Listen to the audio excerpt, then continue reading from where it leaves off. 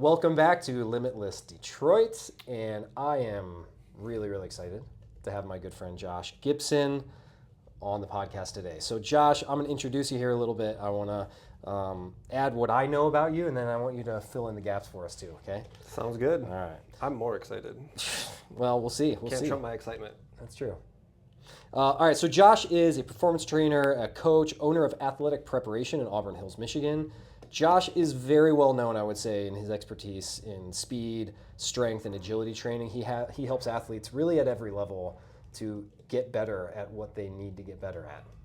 I feel like that's a good summary of kind of like your, like from a 5,000 foot view of what you do, but like on a more personal level, at Limitless, we don't really send our people to other places for that type of work. When someone ends their rehab, whether it's ACL reconstruction or shoulder surgery or just some pain, if they're trying to level up their game, we know that every single person that we send your way gets like treated really, really well. They enjoy it like crazy. I can think of half a dozen people just off the top of my head in the past few months who just like love going there, right? And you have helped them to have college careers and to like really boost their athleticism. So tons of respect for Athletic Prep and what they're doing over there in Auburn Hills, and I'm thrilled to have you on, man. Yeah, well, likewise, I appreciate that because obviously your actions speak volumes, and it's all up to why we exist, to create a win-win-win, right? If you have somebody and they need that next step, then I'd love to be that logical next step, not just from a helping them perform, but making sure it's the right fit as well. Because at the end of the day, what we do is very relational. Yeah. And like you're saying, it's they need to connect with the coach first, right? Because lots of places that do different things, but it's like, hey, what place just feels like home? That kind of third place that I just get a good vibe with and can be myself. Yeah, right on. So I have a, before we even get into any of the interview questions, I have an interesting like personal anecdote here. Hannah, my daughter, my 12-year-old daughter, she's done soccer. She's now in competitive swim. She's an athlete, but we have given her the choice over this next year. Do you want to work with Daddy? And you want to work with Dad, like her and her friend, her and one of her good friends? Because I could bring her in here. I could take her through some things with the scope of knowledge that I have. And Hannah immediately shut it down. She's like, no, I want to work with Josh. Love you too, Hannah. Yeah, it's the best though. But that says a lot, man, because she's a 12-year-old girl. You have made her feel super comfortable, and she's developed confidence. There's a lot more you do than just the physical strength and conditioning stuff over there. Yeah, that's like a small intangible thing that's hard to quantify, right? I mean, I have 2 daughters myself. They're 4 and 2, but also being a dad too, like that'd make me so happy, is like knowing I can just hand that off to somebody I know, trust, like, and respect, and like 100%. Know that they're gonna do an even potentially better job, right, than me, even though like, you're more than qualified. And just coming from a different source, that's another thing too, like a side topic, is when we can come in and a lot of parents will share the same information to their kids, but coming from a different source that has a different level of credibility, that kind of edifies and is kind of also in the ear, kind of pushing them in the right direction they want them to go naturally. Then like that's also a win-win of finding another place or training facility for their kids and parents and families, right? So. How many times has a parent come in and they're listening intently to what you're kind of coaching the kid up on? They're like, I've been telling them that for 12 weeks and they haven't listened to me one time. And then the kid's executing based on what you're saying. That happens with us too, right? Absolutely. So sometimes that external source is like super, super helpful. Like outsourcing the expertise that maybe your kid needs, right? Yeah. For sure. Well, hey, let's get into it. I know like you have a lot of accolades. You have a credential through Exos, don't you? Yeah, like there's a bunch of continuing education stuff. You're strength and conditioning specialist as well. You work with primarily athletes. I know you work with a lot of other populations as well, but I guess I'm curious, what does your process look like? Like when we send someone over post rehab from us, or when someone kind of initially comes in, like what are your main goals when you're taking on, let's say, a younger athlete? So what are my main goals? Yeah. Well, or your process. Your process is a better process. Question. Yeah. Well, my number one goal is just for like the athlete to get to their goals, right? To help them, like that's our whole why we exist. Like we want to help you perform to your potential, whatever that might be, right?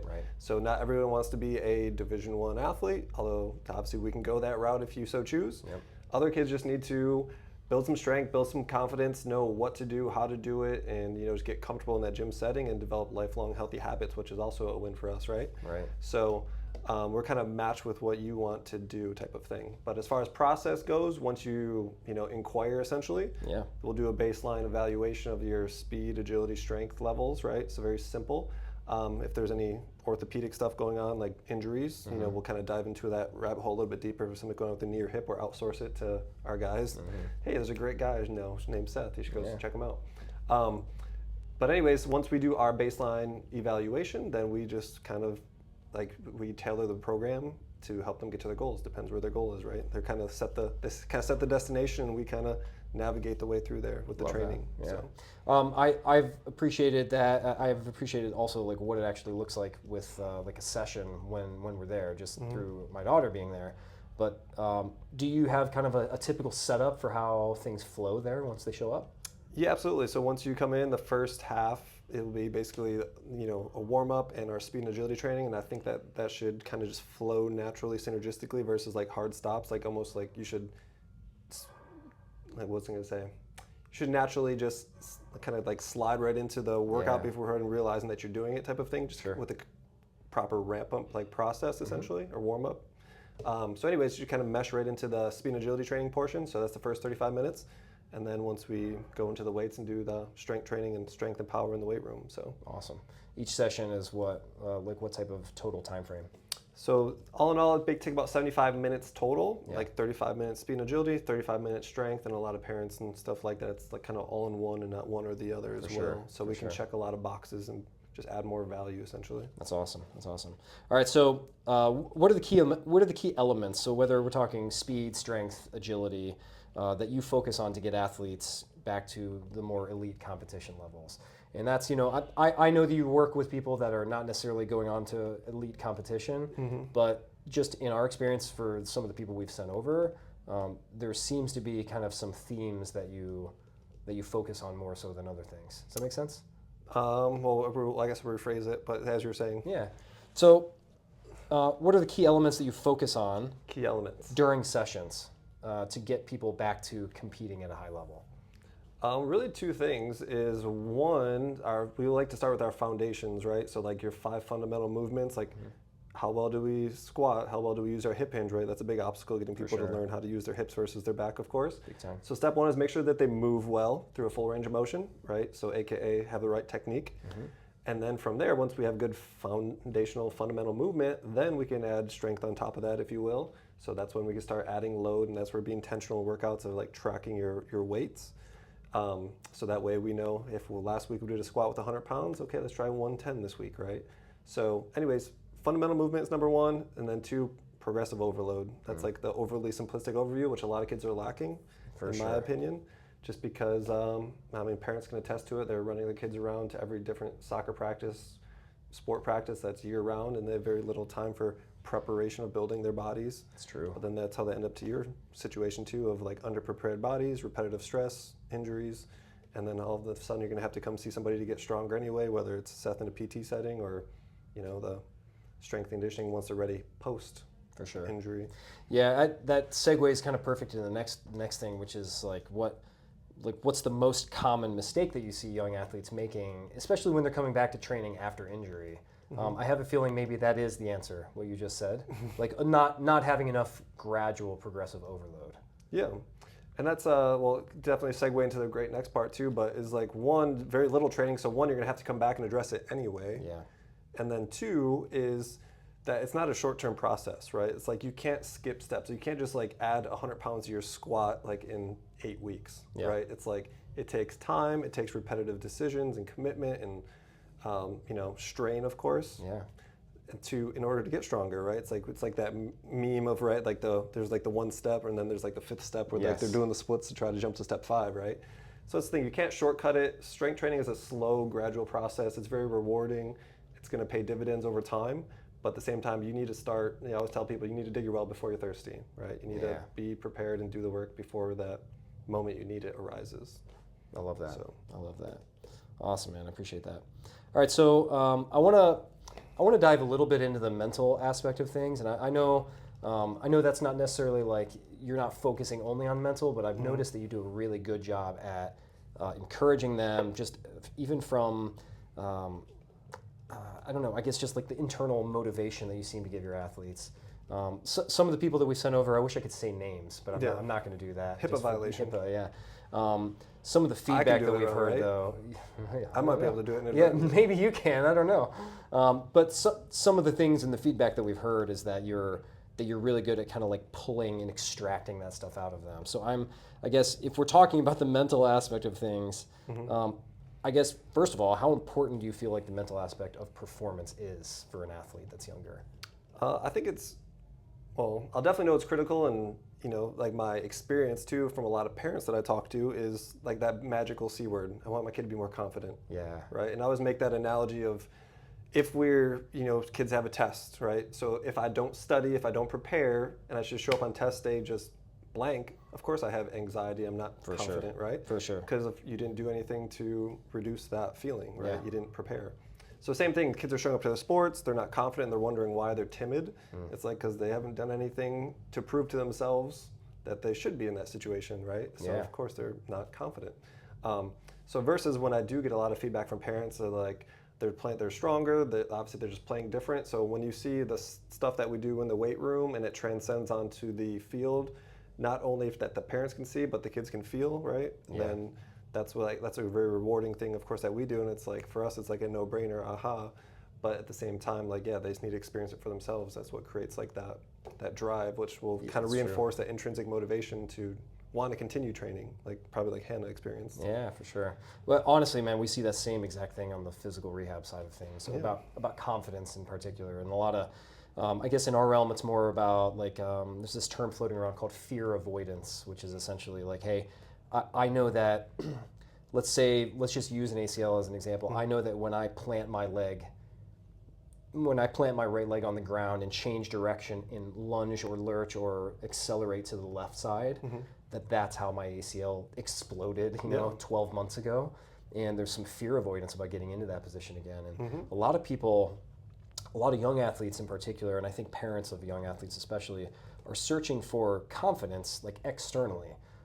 Like how can I get confidence from someone else? Or buy this band or kinesio tape. Yeah, right? And there's a lot of things that will claim to give you confidence, but I think it's very much a reality that confidence comes from proving to yourself through action and execution, right? It's doing it repetitively over and over and over again, and gradually your brain realizes, hey, this thing is not a threat anymore.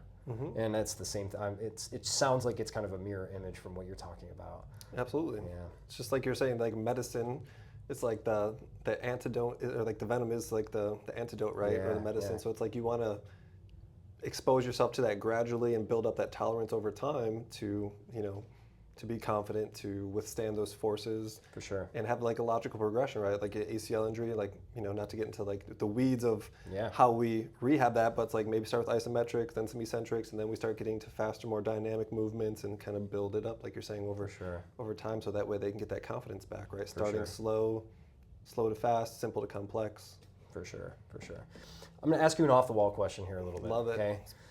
So I think when I look at parents, this is not coming from a place of judgment whatsoever, but when I look at parents of athletes, when I look at even parents these days sometimes, it seems to me that there is almost a negative connotation with some people around physical and psychological stress, as if stress is like a bad thing, right? And like same thing around pain, like we really need to avoid it. We need to avoid stress, and like, ooh, Johnny, well, just saying Johnny, like little Johnny. Always little Johnny. Yeah. Johnny like was really sore from his workout. Like I don't want to, we don't want to push it too hard. I'm wondering, do you encounter that at all with parents and with young athletes? And if you do, like how is it, like what's your approach there, both from education and from, I guess, your beliefs about like how much stress is okay for the kid physically? Well, kids are definitely more resilient than you think, number one. For sure. And then two, when you first start training, you have a natural adaptation where you're going to be sore, right? Yes. Even if we're doing regular back squats, but we switch to a different variation of like, 1.5 squats, whatever it is, right? A same exact exercise, but one small twist. Once you start the next cycle, you'll often be sore, right? New adaptation kind of syndrome, if you will. But anyways, my point is like if you're consistent with your training, you won't be sore. Yeah. Of course, if you stop then restart, then you're gonna be sore again. It's kind of like restarting the process. So that's probably like the biggest frustration that I get. And it's like I understand it's a big obstacle to bring your kids to another place, and on top of practice, on top of working, on top of dinner, whatever else you guys travel weekends. But my point is the kids won't do it if they're on their own often.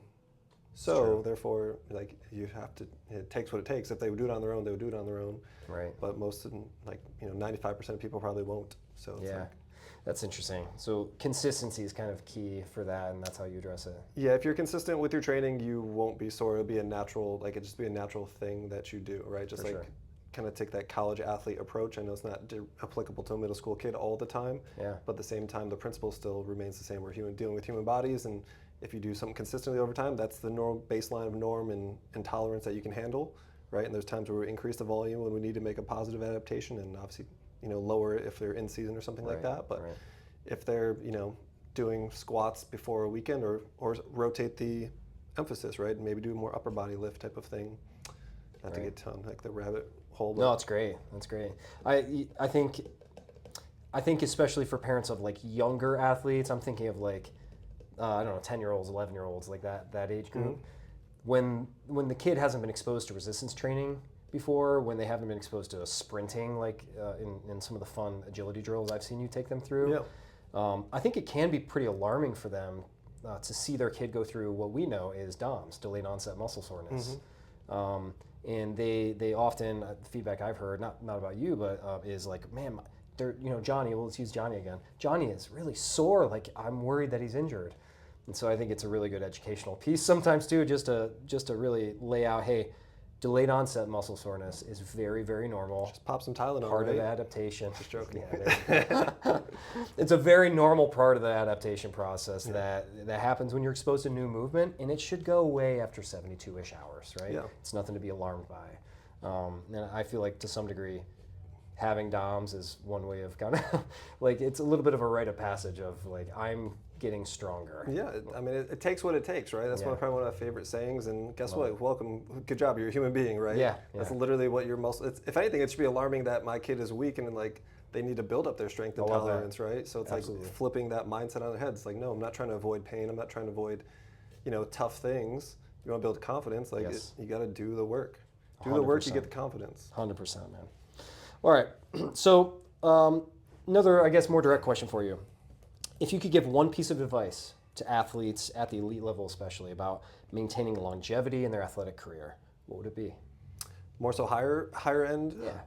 How to maintain their longevity? Yes, longevity in their athletic career in particular. Yeah, that's a good loaded question. It is. For longevity? From your perspective too. Well, that's the thing, is like considering like not older, but yeah, like whatever college and beyond type of level athlete, they kind of check their ego and have their ego in check a little bit of like, they're not always worried about, they understand the importance of, scaling it back, being very aware of their body and not necessarily always having to do the heaviest weight possible or whatever it is, but they just understand, they've been doing the training process for so long that they understand that there could be different objectives of like, there's times like a big thing that blows athletes' minds is talking about when we're trying to develop power, explosive power, right? Every parent wants explosive power for their kids, right? Yeah. So when I tell kids like, hey, we need, instead of being at 100%, like they always think of heavy lifting because it's easy to quantify with so much weight on the bar. We can see it, we can feel it.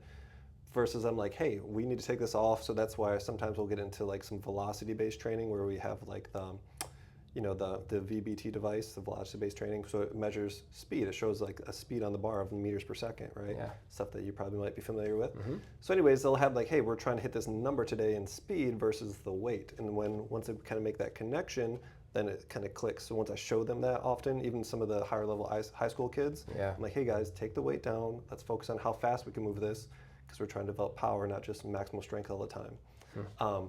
So anyways, to bring that back to maintaining longevity is I feel like it's just the awareness of your body and awareness of yourself, of knowing what you need and like when to push yourself into those zones, right? And then also when to scale it back a little bit more than anything. And then obviously having the right team and finding the right fit for you, honestly, more than anything. It's like having the right people in your corners, essentially. Sure. Not doing it solo, like, get some body work done or get my performance coach and, mental skills, whatever it is. So just that awareness of self, I guess, if that makes sense. It does. I think that represents physical maturity to some degree. Yeah. Like you have a 10 or a 12 or a 14-year-old, they don't have a very high training age. They haven't been lifting weights that long. They they don't understand the difference between power and strength and this type of stuff you were talking about there.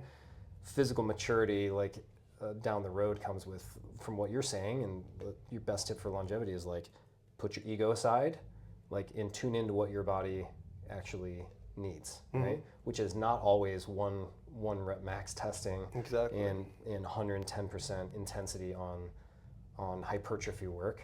Sometimes it's other things, right? Sometimes it's recovery too. Yeah. And you're also saying surround yourself with good people, the right support system. Yeah. Longevity too. I mean, that checks out big time, right? Some of the people that we see in colleges that burn out of their sport after year one did it not for themselves, or they went to a school because it just was like the best offer as opposed to the best fit for them. So that makes a ton of sense. Yeah, and then they also get there, it's not what they thought, and then they transfer out. But another great story that we were talking about too, I had a pro football guy come back, after this season. He played in like the UFL, like the United Football League, right? Yeah. And he came in, and this is like right after the season. So step one, typically coming off season, it's like we want to make them feel good, their body's beat up, so we're not just jumping into like heavy lifting, right? They're human beings at the end of the day. For sure. And so he was doing dumbbell bench press, and his one arm was significantly weaker than the other. Maybe he was doing like 70 pounds for 10 reps.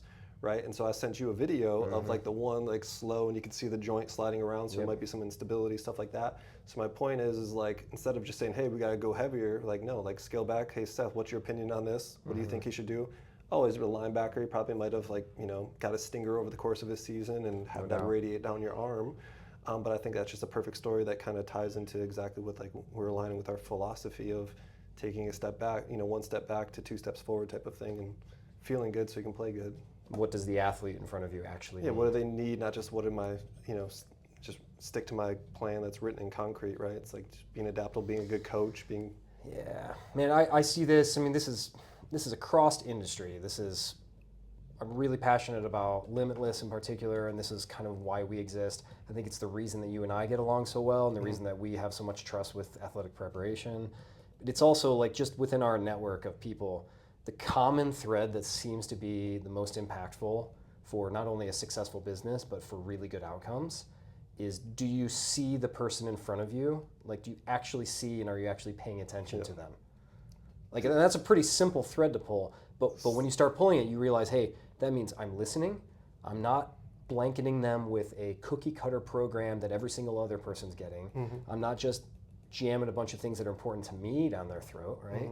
And that's super, like, that quality is really, really good, and that's kind of what you're talking about there too. You don't just take an athlete and throw them through the athletic prep program. That doesn't really exist, right? You're meeting them where they're at. No, definitely. Like you're saying, younger kids, like they need to kind of earn their rite of passage, right? Like often younger kids, middle school, even often high school, like they need the basic strength, foundation. So that is kind of like a base level to start. Let's raise our strength level up before we start getting fancy, right? And the best analogy, I know this is random off topic too. Great.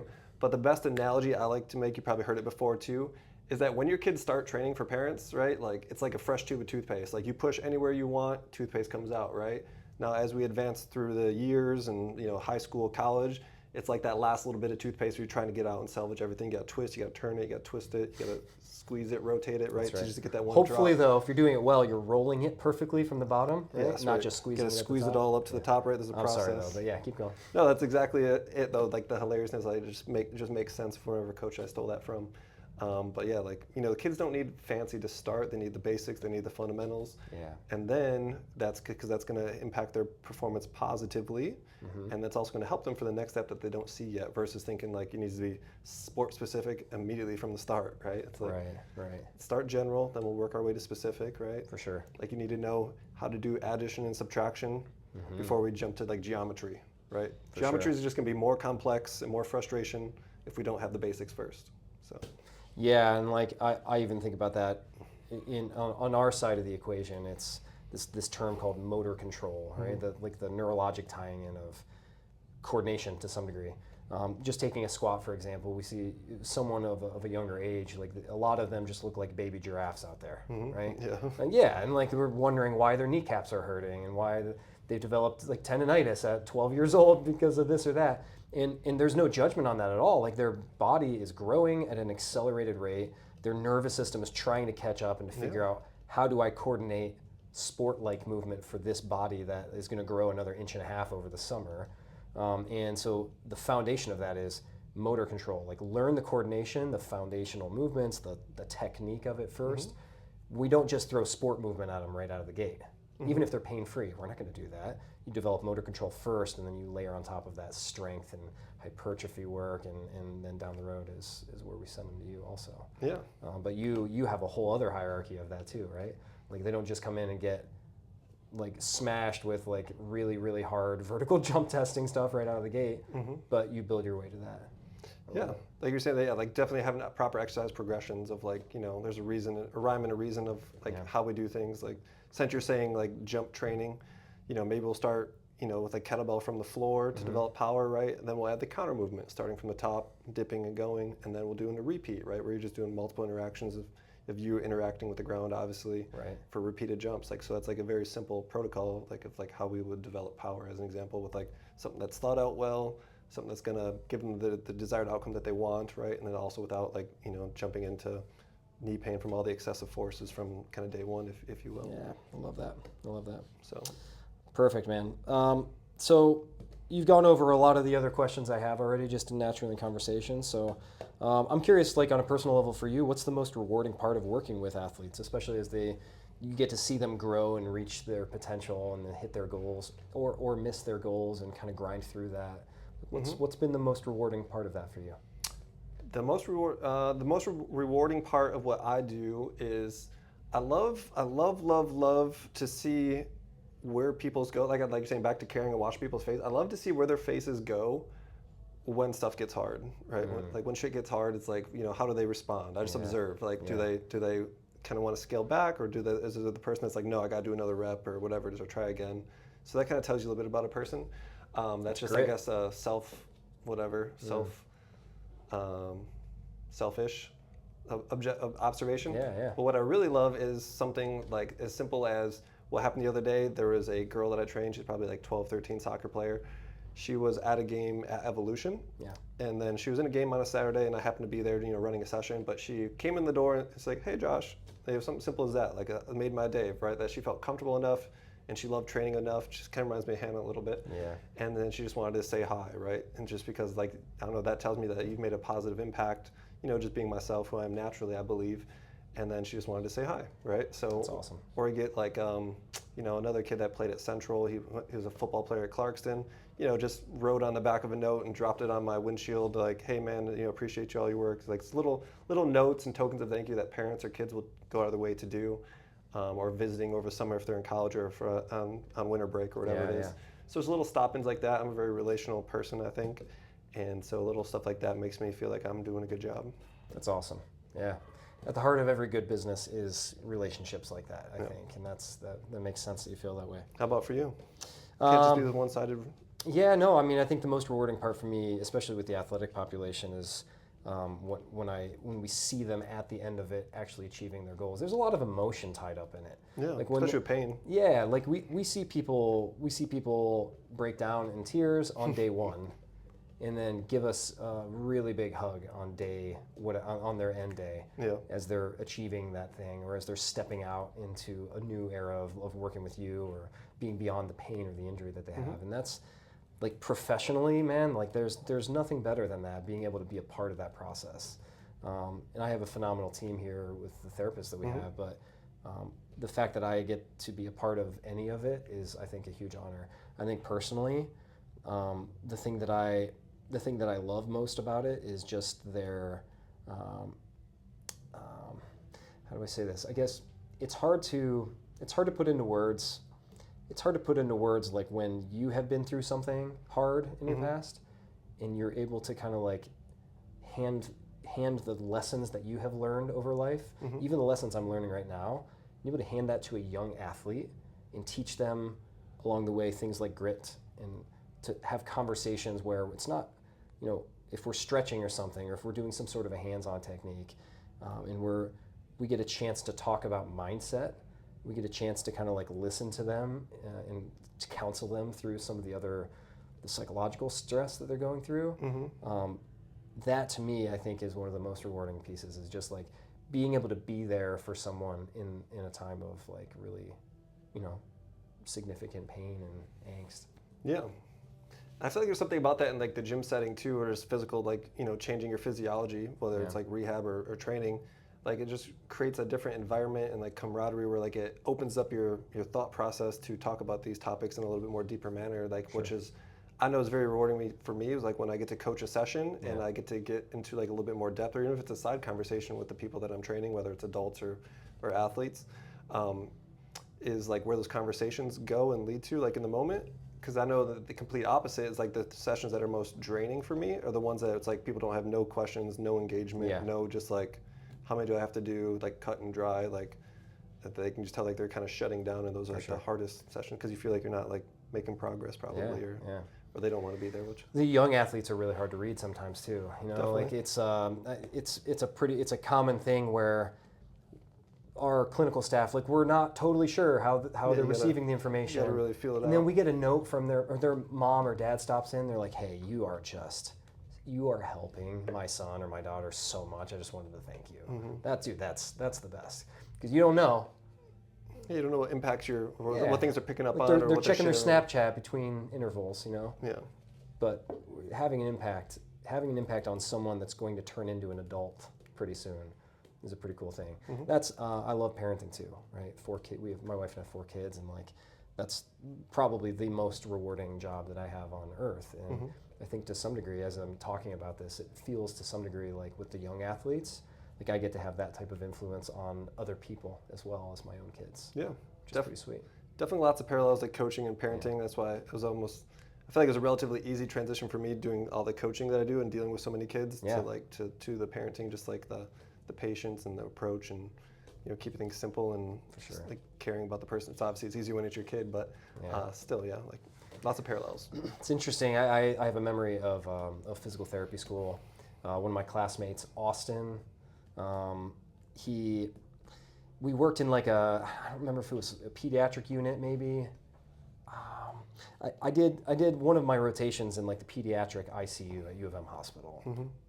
And it was devastating to me on a personal level, because Hannah our daughter had been born in the very first, my first year of PT school. And I could not handle the emotion tied to a baby that needed joint range of motion inside of an incubator. Like that was a way above what I was able to handle, right? Yeah. But I went in thinking like I went in thinking I'm the old guy in PT school. I've been married already for a few years. I entered a little bit later than a lot of my classmates, and this Austin guy that I'm talking about. I was able to do well in school, but the pediatric stuff in particular, this Austin kid, he just knocked it out of the park. Anytime we ever had kids that we were doing like practice rehab with, he was the best. He was like the world's best uncle. I don't know where he got it from. You'd have to ask him on that. And I was the worst. And I'm like the dad. I'm the dad in the group, and I always held that expectation on myself that like, man, like why do I suck so bad with pediatrics, right? I think as my kids got older though, that really flipped, because I got to see them go through the changes over time, and I got to see them go through pain, and I got to coach them a little bit better. It's like getting your coaching chops from parenting. Yeah. There's perfect parallels between the two. Absolutely. I love that. Well, make sure. Yeah. No, yeah, we're good. We're good on time. I guess let's transition though. Like your personal experience. Like why did you start athletic preparation? I'm not sure I've ever asked you that question. Is it from a personal experience that you've had in the past? We're gonna call this "It's Getting Personal." Yeah. I'm gonna try to do this every episode. Yeah, right. We need a little sound effect there. Dim the lights. It's Getting Personal, presented by Athletic Preparation. Preparation H. No, not presented by that. But all that to be said, though, man, seriously, I don't know much about the origin story of athletic prep, and I'm curious what's behind that. I don't have I know a lot of physical therapists will often start they kickstart their careers because they were injured themselves, right? And they want to been through that whole process. But for me, I've always going to school. I never wanted to be a physical therapist. No pun to you, but I don't want to deal with grandma's hips all day type. Fair. I wanted to deal with a motivated, side, and I always loved the performance side, like bigger, faster, stronger type of thing. Yeah. So anyways, I just always liked that, and then it always appealed to me. But as far as why I always wanted to start my own thing, because I'm a terrible employee. Like I always wanted to do my own thing. Thought I could do it better. Think I can, type of thing. Not like in an arrogant type of way, but just like, like I've had a strong belief that I can help. Yeah. And that I can do it the right way, and I didn't want like all these restrictions of, I guess, somebody else. So selfishly just wanted to do my own thing. And makes sense. Well, you may be a terrible employee, but you're a fantastic at what you do, and you're a fantastic business owner. That's for sure. Yeah, well, our highest recommendation. Well, hey, so for our listeners, whether they're athletes, coaches, parents of athletes, whatever it might be, what's the best way for them to get in touch with you? Yeah, simply you can hop on our website or follow us on Instagram, and then go to the website, head into the little chat bot, just request some more information, and you can hop in our schedule for an eval. That's the simplest way to do it. Awesome. Very good. Well, Josh, it's been a fantastic conversation. Look to maybe have you on with some more specific topics down the road if you're interested.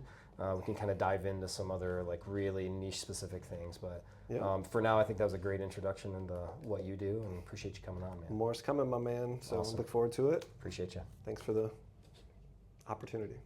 You got it. Oh man, sorry to punch you in the tattoo. Yeah, thanks a lot.